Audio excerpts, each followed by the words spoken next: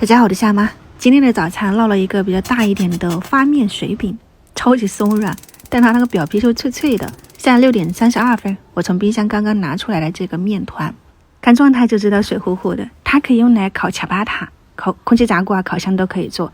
那我们用平底锅烙出来就是水饼，你多撒一点黑白芝麻煎香。面粉我用的是之前给你们看过的那个普通面粉、麦芯粉，300克，1小勺盐，3克的酵母，给它们搅拌均匀。水的话呢就要多一点了，含水量比较高。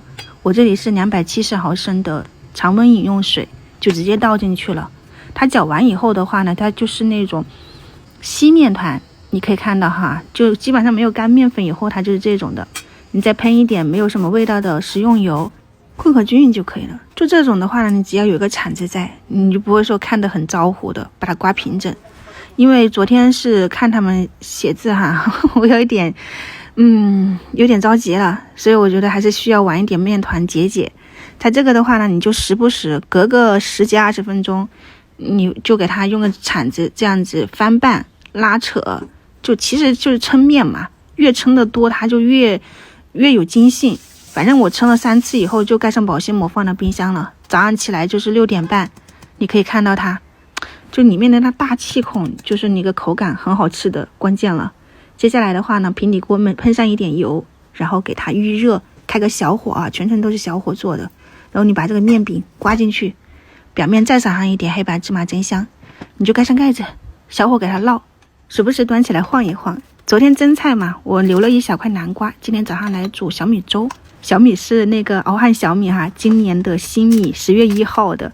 我感觉就是这种会比你去超市买的那种要好很多，颜色啊、味道上面都更香、更浓郁。你搭配一点南瓜，还有地瓜都可以，清洗干净，开水放进去煮。开水煮很容易开花，10几20分钟也就差不多了。然后这边的这个饼，你可以给它翻一个面。我感觉我这个面团有点厚了哈，所以烙的时间也要增长。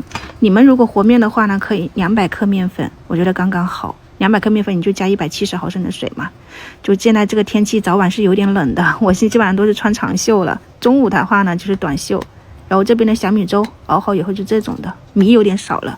烙饼不挑锅具，你就是平底锅、铁锅、铸铁锅、珐琅锅，还有什么锅，蒸锅你都可以啊。你就像这样子两面烙到有点焦脆了，你上锅蒸它都是可以的，蒸出来也是很好吃。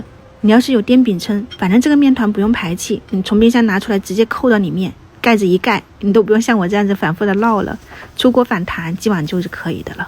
然后我给他们煎了一点烤肠，今天的早餐供大家参考一下。